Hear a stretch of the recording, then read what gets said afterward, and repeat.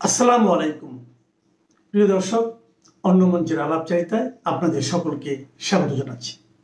আজকে আপনারা এতক্ষণে হেডলাইন এবং ব্যানার দেখে বুঝতে পারছেন যে আমি বলতে চাচ্ছি যে অজিত দোভাল আমাদের খলিলুর রহমানকে 15 দিনের সময় বেঁধে দিয়েছেন। তো 15 দিনের সময় আসলে কি কারণে বেঁধে দিয়েছেন, কি জন্য বেঁধে দিয়েছেন, সেই বিষয়টাতে আলোচনা করার আগে আপনাদের সামনে আমি জাস্ট 3টা বিষয় নিয়ে একটু একটু করে কিছু জিনিস একটু বলি, আসলে যেটা না বললেই নয়, যার কারণে আমি 3টা বিষয় এগুলো নিয়ে আসলে আরেকটা নতুন ভিডিও করার মতো কিছু নেই, কারণ এগুলো আলোচনার খুব একটা আলোচনার বিষয় নয়।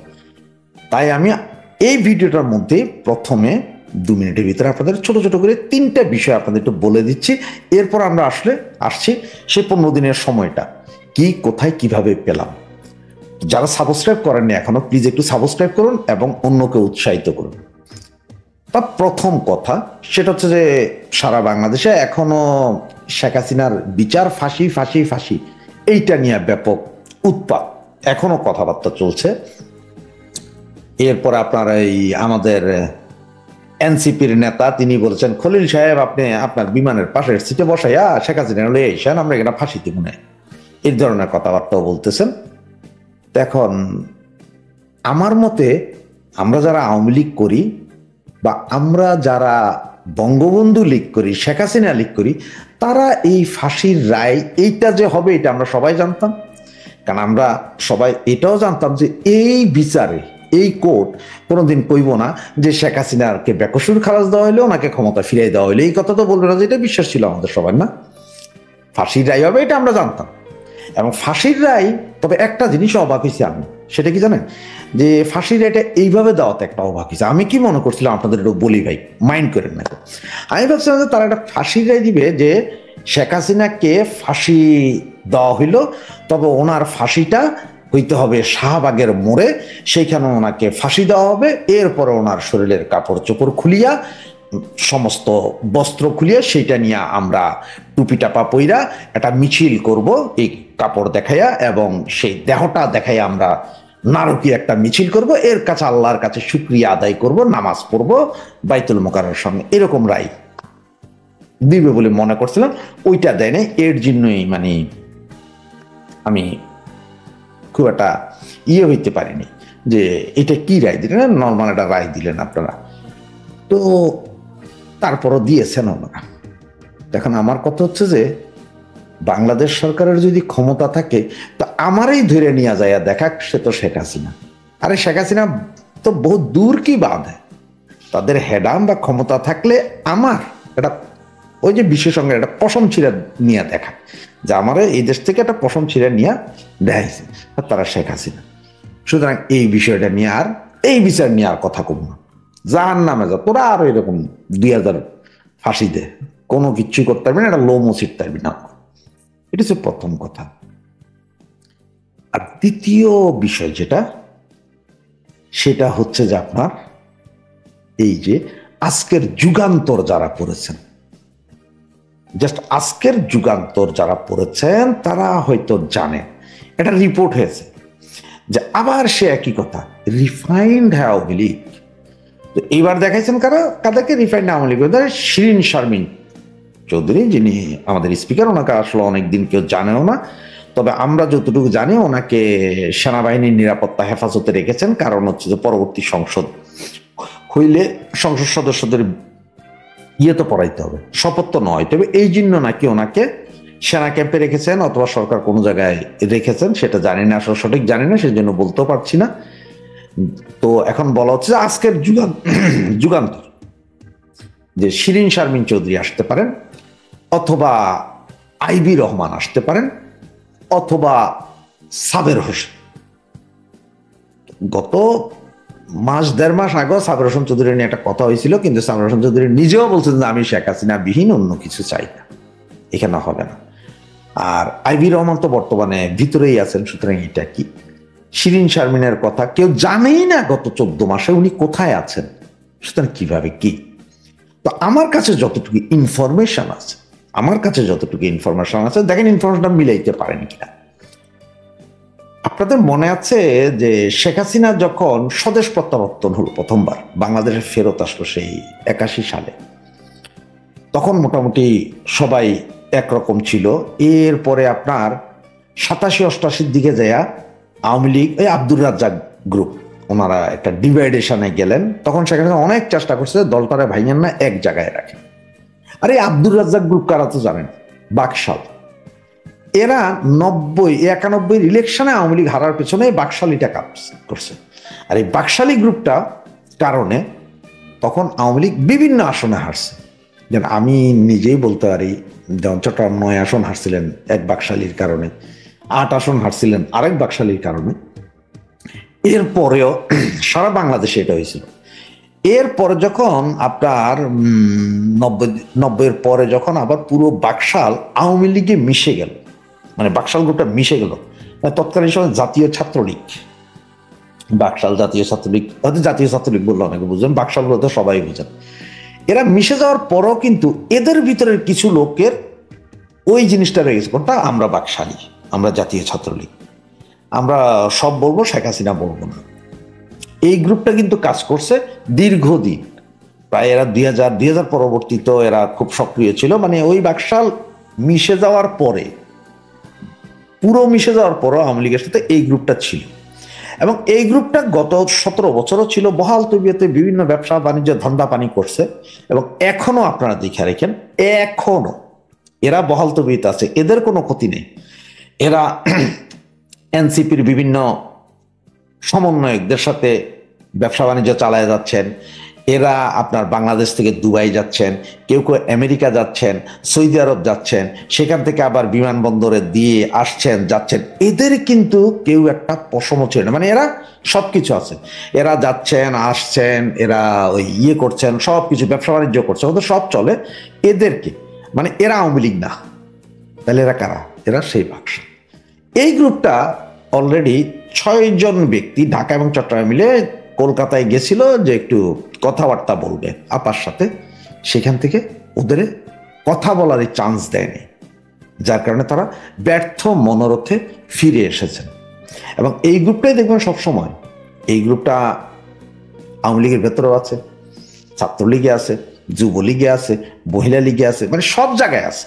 এবং কোনো কোনো জায়গাতে দেখবেন যে এই গ্রুপটা খুব ভালো পজিশনে আছে এবং এরা নিশ্চুপ, এবং এরা বাকিদেরকেও নিশ্চুপ থাকার জন্য প্ররোচনা চালায়। এই গ্রুপটাই আছে, এরাও চেষ্টা করেছে। এই গ্রুপটার কারণে, এবং এখন যে 3 জনের নাম বললাম, যুগান্তর, এটা আমার কথা না, যুগান্তরের পত্রিকাটা পড়লে আপনারা পাবেন। সুতরাং এটা বিচ্ছিন্ন অবস্থা, এগুলো নিয়ে আপনারা কেউ মন খারাপ হওয়ার দরকার নাই, বা এগুলোর ব্যাপারে কোনো চিন্তা করার দরকার নাই। যতদিন আপা আছে, যতদিন জননেত্রী শেখ হাসিনা আছে, ততদিন আমরা শেখ হাসিনার সাথে আছি নাকি। আর তৃতীয় বিষয় যেটা, সেটা হচ্ছে আসলে এই বন্দর, আমাদের চট্টগ্রাম বন্দর। তো বন্দর তো এখন ঠিক 17 তারিখে, যেদিন আমাদের নেত্রীর ফাঁসির রায় কার্যকর রায় দিয়েছে, সেই দিনই একদম সেম টাইমে আবার 32টা মধ্যে ভাঙা বাড়ি ভাঙতে গেছে। সুতরাং ভাঙতে গেছে, এবং এইটা নিয়ে এখন আবার কেউ কেউ বলতেছেন, হ্যাঁ দেখছেন, আপনার বাপেরে জিগান, অমুকরে জিগান, কেন এই 32টা? আরে ভাই, ভাঙ্গা তো এটা কিছু নাই, এখন আর ভাঙলেও কি, আর ফুটবল খেলার মাঠ বানাইলেও কি? সেনাবাহিনী তখন চাইছে ভাঙছে, এখন সেনাবাহিনী দেখাইছে যে না, আমরা একটু লিবারাল আছি, ভাইয়েন না, এর দূর। এইটা নিয়ে অতি আপনাদের একদম সেনাপ্রধান, সেনাবাহিনী দেখেন ভাঙতে দেয় নাই, আমেরিকান চাপে ভাঙতে দেয় নাই, এইসব হাইপ তোলা লাভ নাই। তার কারণ কি জানেন? এই কথাটা বলার কারণ কি? সেটা হচ্ছে যে আপনার, তাও আজকেরই ঘটনা, সেটা হচ্ছে যে আমাদের মান্যবর সুধী ইউনূস ওই সেনাবাহিনীর একটা প্রোগ্রামে গিয়েছিলেন গতকাল। সেই প্রোগ্রামে গিয়ে উনি বলেছেন যে জুলাই গণ অভ্যুত্থানের সাথে সেনাবাহিনী সবচেয়ে বেশি শক্তি, যে সেনাবাহিনীর কারণেই এই অভ্যুত্থান বা এই সরকারকে দ্রুত পতন করার সম্ভব হয়েছে। বুঝছেন কে বলতেছে এটা? ডক্টর মোহাম্মদ ইউনূস। তিনিই বলছেন এই সেনাবাহিনীর কারণে এই সরকারের পতন ঘটানো সম্ভব হয়েছিল। তার মানে কি, সেনাবাহিনী যে আমরা এতদিন যারা বলছি সেনাবাহিনী পিছিয়ে ছিল, অনেকে বলছেন যে না না না না এইভাবে বললেন না ওইটা, সেটা আজকে ডাক্তার ইউনূস ওপেন মুখে স্বীকার করে দিলেন যে সেনাবাহিনী করেছে কাজ।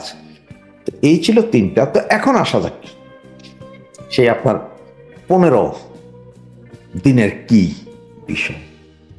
আপনারা জানেন যে গত পরশুদিন রাতেই আপনার খলিলুর রহমান আমাদের নিরাপত্তা উপদেষ্টা উনি ইন্ডিয়াতে গিয়েছেন। তো উনি ইন্ডিয়াতে যাওয়ার কারণ হচ্ছে যে এই ওনাকে কেন পাঠানো, এর আগে আরেকজনের নাম প্রস্তাব করা হয়েছিল কিন্তু সেই ব্যক্তিকে ইন্ডিয়া অ্যাকসেপ্ট করে নাই। আর ইন্ডিয়া এর আগে খলিলুর রহমান যখন ইনুস গিয়েছিল যে বিভিন্ন জায়গায় নরেন্দ্র মোদীর সাথে যেবার প্রথম একটু মিটিং হয়েছিল, সেই সময় আপনার অজিত দোভাল চরম বেইজ্জতি করছিল খলিলুর রহমানকে, যে তুমি আমাদের সাথে কথা বলার মতো ক্যাপাসিটি নেই, তুমি হচ্ছে রোহিঙ্গা বিষয়ক উপদেষ্টা, তুমি ওখানে যাই কথা বল, তুমি রোহিঙ্গা নিয়ে থাকো, নিরাপত্তার তুমি কি বুঝো। যার কারণে সে অপমান সহ্য করে ডাক্তার ইউনূস আসার পরে ওনারা বললেন যে পদ আমাদের জন্য ছিল না, জীবনে আমাদের দেশে ছিল না, এই নিরাপত্তা উপদেষ্টা বানাইলো খলিলুর রহমানকে, মানে অজিত দোভালের কাছাকাছি, ওই যেমন কেজিবি প্রধানের কাছাকাছি বা সিআইএ প্রধানের কাছাকাছি একটা সিস্টেমে ফালাইলো আর কি। তো সে খলিলুর রহমান আসলে মূলত ইউএসএ ছিল বা কাতার ছিল বা ইউএসএ ছিল, এরকম কিছু একটা হবে। মানে উনি তার আগে বাংলাদেশে আসার আগে আপনার ওই আমেরিকাতে যাইয়া ওনাদের যে 3 বাহিনী প্রধান, যে ইন্ডিয়ান যে মহিলা এখন বর্তমানে কি জানি নাম, ভাই নাম আমি মনে রাখতে পারি না ভাই, মাপ চাই আপনাদের কাছে, বয়স হয়ে গেছে নাম মনে থাকে না, ওই যে মহিলা যিনি আছেন ইন্ডিয়ান বংশোদ্ভূত, ওনার সাথে কথা বলে এসেছেন। তো ওনাকেও নাকি বলেছেন যে মানে উনিও ওই ইউনূসের ব্যাপারে মৌলবাদীর ব্যাপারে কথা বলেছেন, কিন্তু একটা কি কথা হয়েছে সেটা জানি না, তবে এতটুকু জানি যে মৌলবাদ নিয়ে বা বাংলাদেশের সিচুয়েশন নিয়ে কথা হয়েছে। এরপর উনি কাতার থেকে ঢাকায় এসে আপনার ইয়ের সাথে কথা হয়েছে, কি বলে আমাদের ইউনূস কাকার সাথে একটা বৈঠক হয়েছে জাস্ট 12 মিনিটে। সেই বৈঠক শেষ করে ওখান থেকে সরাসরি উনি বিমানে চেপেছেন। সেই বিমানে উনি দিল্লি গিয়েছেন একদিন আগে। তার কারণ কি জানেন, ওনাদের যে জিও লেটার সেখানে নাকি লেখা হয়েছে যে আগামী আজকে মিটিং আছে, মিটিং এর পরেও একটা টাইম দেওয়া ছিল, 4টা বা 5টার সময় ওনার ফ্লাইট ধরতে ওনার ফেরত আসতে হবে, বেশি থাকতে পারবে না। যার কারণে সম্ভবত একদিন আগেই উনি চলে গেছেন যে ভাই টিকিট চেঞ্জ কর, একদিন আগে যাইগা। ওখানে দিল্লিতে গেলেন। তো দিল্লিতে ওনাদের জন্য যে হোটেল রুম বুক করা ছিল, দিল্লিতে আপনার 3টে রুম বুক করা ছিল, খুব কস্টলি হাই ক্লাস রুম, ওখানে উঠেন নাই, উনি ওই হোটেলে উঠেন নাই। উনায় এখন যা বলা হচ্ছে যে উনি সম্ভবত আপনার এই ইন্ডিয়ায় নিযুক্ত বাংলাদেশের রাষ্ট্রদূতের বাড়িতে উঠেছেন বা কোথাও উঠেছেন, এইটা আসলে এখন কেউ আমরা বলতে পারি যে আসলে কোথায় উঠেছে। ওখানের পরে উনি ওই দিন রাতে ডিনার টেবিলে, যেই ছবিটা আপনার ব্যানারে দেখছেন, ডিনার টেবিলে অজিত দোভালের সাথে কথা হয়েছে। সেখানে নাকি অজিত দোভাল সরাসরি ওনাকে আপনার দিয়েছে, যে একটা কথা বলেছে যে বাংলাদেশে ওই যে দিল্লিতে যে ইয়েটা হয়েছে, দিল্লিতে যে বোম ব্লাস্ট, এইটার সাথে বাংলাদেশে কে কে জড়িত বা বাংলাদেশের কারা কারা জড়িত এবং কে কে ছিল সেগুলো উনি বলেছেন বলে একদম কনফার্ম নিউজ। আর কে কে জড়িত সেটা আমি এর আগের ভিডিওতে বলেছিলাম, তারপর আপনাদের সুবিধাতে আবার বলি, যারা শুনে নেন। সেখানে যেটা পাওয়া গেছে, এটা বিভিন্ন মিডিয়াতে এসে গেছে অলরেডি, এবং ইন্ডিয়ার 4টা গোয়েন্দা সংস্থার রিপোর্টও নাকি সেম, এটা আসবে হয়তো আপনারা জানবেন, যে জুবায়ের আহমেদ চৌধুরী হিজবুত তাহরির ঢাকা প্রধান এবং ইব্রাহিম ইলাহি জাহির পাকিস্তানের জামিয়াতে মারকাজি আল ইহাদ নেতা, শালার এইসব হারামচোদা সংগঠনের নামও আমার ফরতারি নয় কি নাম। এরপরে ডাক্তার নাসিরুল গনি, যেটা আমাদের স্বরাষ্ট্র মন্ত্রণালয়ে চাকরি এখন আছেন, যিনি সচিব, মানে এটা হোম অ্যাফেয়ার্স স্বরাষ্ট্র সচিব যিনি, উনি মোহাম্মদ আজিজ, ঢাকা নর্থ সিটি কর্পোরেশনের মেয়র মোহাম্মদ আজিজের কথা বলছেন, এবং আপনার আনসারুল্লাহ বাংলা টিমের 2 জন এবং সুমন আহমদ বিস্ফোরক বিশেষজ্ঞ, এরা ছিল পাকিস্তানের আপনার ওই যে লস্করি তৈয়বার প্রধান নেতা, এরা ভিডিও কনফারেন্সে কথা বলেছেন। আপনার ওই যে আমাদের যে এখন যে স্বরাষ্ট্র সচিব আছে, এ তো যখন নিয়োগ পাইছে তখনই পেপার পত্রিকায় লেখা হয়েছে যে এই হিজবুত তাহরির সাথে যুক্ত ছিল। এবং নর্থ সিটি কর্পোরেশনের যেই লোক, এই যে হিজবুত তাহরির আরেক নেতা, নর্থ সিটি কর্পোরেশনের যে মেয়র এখন, সেও সেম মেয়র তো না, ও প্রশাসক আর কি, সেও সেম। এদের ব্যাপারে অনেক লেখালেখি হয়েছে বাংলাদেশের পত্রপত্রিকায়। এরা এই ঘটনায় নাকি এখন জড়িত, এটা একটা 100% প্রমাণ আছে। যেই কথাটা আপনার অজিত দোভাল ইয়েরে বলছেন, খলিলকে বলছেন। এছাড়াও খলিলকে 42টা স্পট, 42 স্পট, 42টা স্পটের কথা বলেছে যেগুলো বাংলাদেশের ভিতরে। রাজশাহীতে আছে, খুলনাতে আছে, রংপুরে আছে, যশোরে আছে, ঢাকায় আছে, চট্টগ্রামে আছে, কক্সবাজারে আছে। পুরো বাংলাদেশে 42টা স্পটের কথা বলেছে যেখানে সন্ত্রাসী ট্রেনিং দেওয়া হয়, যেখানে সন্ত্রাসীদের গোপন মিটিং করা হয়, যেখানে বিভিন্ন এই জামাতুল মুজাহিদিন, তারা আল কায়দা, অমুক তমুক যা আছে, ইসলামী সংগঠন যতগুলো আছে, সন্ত্রাসী সংগঠন, এগুলো সবগুলোর ঘাঁটি বাংলাদেশে এখানে আছে। এবং এদের সবাইকে প্রশিক্ষণ দিচ্ছে ISI, পাকিস্তানি ইন্টেলিজেন্স সংস্থা প্রশিক্ষণ দিচ্ছে। ভিডিও ফুটেজ সহ নাকি দেওয়া হয়েছে এবং বলা হচ্ছে যে 15 দিন সময় দেওয়া হয়েছে কাকে, আপনার আমাদের খলিলকে, যে 15 দিনের ভিতরে যদি এগুলোর অ্যাকশন, মানে যেটা দেখার মতো অ্যাকশন যদি না হয়, তাহলে যে কোনো মুহূর্তে ওনারা ওনাদের অ্যাকশন করে যাবে, তখন কেউ কিছু বলবে না। এই যে ইন্ডিয়ার এই বোমা হামলায় যে আপনার জড়িত কে, বাংলাদেশ যে জড়িয়ে পড়েছে, এটা কিন্তু আপনারা গতকালকে এই 2-3টা মিডিয়ায় সজীব জয়ের কিছু কথাবার্তা, ইন্টারভিউতে আপনারা দেখেছেন যে সে নিজেও বোল্ডলি বলেছে। এবং একটা জিনিস সজীব জয় বলেছে যে ইন্ডিয়ান গভর্নমেন্ট এবং যুক্তরাষ্ট্র মানে আমেরিকান গভর্নমেন্ট উভয়ই চিন্তিত বাংলাদেশের মৌলবাদীদের এই উত্থান এবং এইসব জঙ্গি কর্মকাণ্ডে। এটা কিন্তু একটু খেয়াল করেন যে কর্মকাণ্ডে এটা জড়িত। এবং একটা মজার বিষয় বলি, গত 15 বছরের মধ্যে লাস্ট 3-4 বছর, মানে আমাদের শেখ হাসিনা সরকার বা আওয়ামী লীগ সরকারের লাস্ট 3-4 বছরের মধ্যে ডোনাল্ড লু নামে একজন ছিলেন না, ওই যে এশিয়ান বিষয়ক যে ছিলেন, যার দায়িত্ব ছিল বাংলাদেশ, ইন্ডিয়া, পাকিস্তান, ভারত, শ্রীলঙ্কা, নেপাল, ভুটান, এগুলার জিও পলিটিক্স বা ইয়েটা যে দেখতেন, সে ডোনাল্ড লু, মানে যার কথা বলা হয়, যার কথা কয়েকদিন আগেও পত্রিকাতে আসছে যে সেনাবাহিনীকে বলেছিলেন যদি তোমরা ছাত্রদের পক্ষে দাঁড়াও, তাইলে ছাত্রদের পক্ষে না দাঁড়ান, গুলি করেন, সরকারের পক্ষে দাঁড়ান, তাহলে আপনাদের জাতিসংঘ বাহিনী থেকে বাইর করে দিব, স্থগিতাদেশ দিব, এগুলো বলছিলেন, মনে আছে? সেই লোক, তাকে চেঞ্জ করে এখন তার জায়গায় বসানো হচ্ছে পল কাপুর। অলরেডি বসাই দিচ্ছে ওনাকে পল কাপুর। এই পল কাপুরটাকে, পল কাপুর হচ্ছে যে অরিজিনালি ইন্ডিয়ান বংশোদ্ভূত, তার জন্ম দিল্লিতে, তার পড়ালেখার অনেকটাই দিল্লিতে হয়েছে এবং এরপরে আমেরিকাতে। তবে উনি একজন শিক্ষক এবং গবেষক। আর ওনার সবচেয়ে গবেষণার কাজ কি জানেন? গবেষণার কাজটাই হচ্ছে যে ইসলাম এবং মৌলবাদী শক্তি। এবং ওনার গবেষণাটা টোটালি পাকিস্তানের ইসলামিক মৌলবাদীদের কিনে যে গবেষণা করেছিলেন, যে উনি বলেছিলেন যে ওই গবেষণা, যে ওই মৌলবাদীরা ইসলামাইজেশনের যে মৌলবাদিতা আছে সেটাকে পাকিস্তান রাষ্ট্রীয়ভাবে স্বীকৃত করে রাষ্ট্রীয় নিয়ম কারণ মেনে ফেলছে। সেই ব্যক্তি যে কিনা গবেষণা করছে কি নিয়ে, মৌলবাদীদের উত্থান, জঙ্গি, সন্ত্রাসী, হিজবুত তাহরির, মাহিরি, অমুক তমুক যা যা আছে, লস্কর তৈয়বা, এদের নিয়ে, সেই ব্যক্তিকে এখন ঠিক ডোনাল্ডুর জায়গায় না বসাইছে। বুঝতে পারছেন হিসাব? তার মানে কিভাবে মারতেছে দেখেন। ওইদিকে আমেরিকার 3 বাহিনী প্রধান, উনিও ইন্ডিয়ান বংশোদ্ভূত একজন সনাতনী মহিলা। এইদিকে পাল কাপুর, উনি আবার এই ইসলামাইজেশনের কারণে যে মৌলবাদীদের মাইরা দিতেছে ডট ডট, ওই ব্যক্তি প্যানে বসাইছেন যিনি এই অঞ্চলে, এশিয়ান অঞ্চলে যে মৌলবাদী শক্তি, এইটার উপর গবেষণা করেছেন দীর্ঘদিন, একদম বাটাম লাগায় মারেন, ওনাকে বসানো হয়েছে। এবং এই মুহূর্তে ওই যে আপনার আরেকটা ছিল না আমাদের দেশে হাঁস, এখন একটা চুপ, সে তো নাই পর, সে তো এক পর্যায়ে মানে ওই প্রয়োজনে খালেদা জিয়া সরাইয়া নিজেই বিএনপির দায়িত্ব নেয়, জামাতের দায়িত্ব নেই, এই অবস্থা ছিল। তারে সরাইয়া এইখানে যারা আনছে ওই বেটা হচ্ছে আবার চরম বিরোধী চায়না। এই মুহূর্তে যাকে পাঠাবে আমেরিকা আমাদের বাংলাদেশে, আমেরিকান অ্যাম্বাসেডারে চরম মানে চায়না বিরোধী, সে চায়না হবে না, তারা দায়িত্বই দিচ্ছে চায়না থেকে দূরে রাখার যে নিউজ গভর্নমেন্টকে। আবার একটা জিনিস দেখছেন, ঘুরে ফিরে এক জায়গায় আসছে। শেখ হাসিনার বিচারের এই যে রায় যেটা দিল, এইটার জন্য কিন্তু আমেরিকা কোনো কথা বলা নাই, চুপ একদম। মানে তারাও এমন একটা ভাবছে, তোর তোর তোর তোর রায় তোর বৈরাতে তোর হয়নি।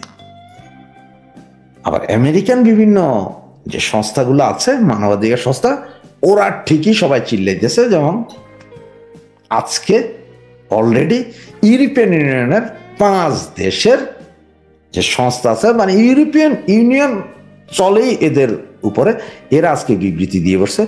জার্মান, বেলজিয়াম, ফ্রান্স, ইংল্যান্ড, এরকম 5টা বড় সংগঠন, মানে যারা চাইলে ওই সংগঠনগুলো চাইলে ওইসব দেশের সবকিছু নাড়াইয়া দিতে পারে কয়েক ঘন্টার ভেতরে।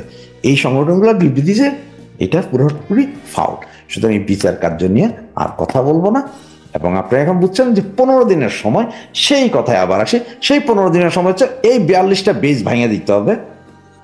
বাকি ওই যে 2টার কি করবে সেটাও দায়িত্ব। আর বাড়াবাড়ি করতে মানা করেছে। যদি 15 দিন, আগামী 15 দিন বা 15 দিনও সময় পাই কিনা জানি না, কারণ আমার কাছে যতটুকু ইনফরমেশন আছে সেটা হচ্ছে নভেম্বরের 30 তারিখ পর্যন্ত সম্ভবত দেখবে। হয়তো 4-5 তারিখ থেকে, আমরা ডিসেম্বরের 4-5 তারিখ থেকে হয়তো দেখতে পারি যে কোথাও না কোথাও মরছে পড়ছে। এবং আরো বলে দিচ্ছি যে এই যে সন্ত্রাসী সংগঠন আইএসআই এর যেসব সংগঠনগুলো বাংলাদেশে আসে, এইটা যদি আগামী 72 ঘন্টার ভিতর বন্ধ না করায়, সেটার অ্যাকশনও ইন্ডিয়া নিবে বলে আমার কাছে এই মুহূর্তে ইনফরমেশন। এবং এই ইনফরমেশনগুলো হয়তো আপনারা মনে করতে পারেন যে ধর ভাই আপনি কি থেকে, আজকে না হোক কালকে না হোক, 1 সপ্তাহের ভিতরে আমি যা বলেছি তাই আপনারা দেখতেও পাবেন, শুনতেও পাবেন বিভিন্ন বড় বড় নিউজ চ্যানেল, ইউটিউবারের কাছ থেকে। জয় বাংলা, জয় বঙ্গবন্ধু।